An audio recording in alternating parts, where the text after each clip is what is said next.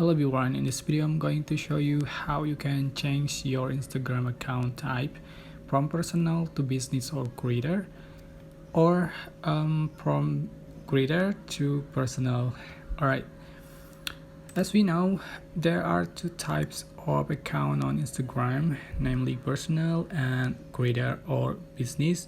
We can choose one of them when we first create an account, but we can also change it at any time. So go to your profile on Instagram and click on three line in the top right corner. Alright, select settings and select account. So scroll down at the button, you can find a switch account type. Just click on it.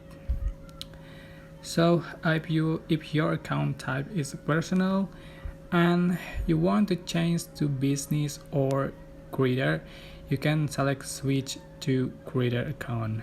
And if your account type is a creator and you can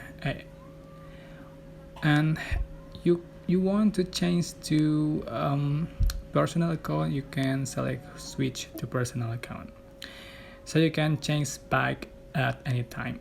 That's it. I hope this tutorial was helpful for you guys. Don't forget to like, comment, share, and also subscribe. If you have any question, please leave it in the comment section down below. Thank you so much for watching.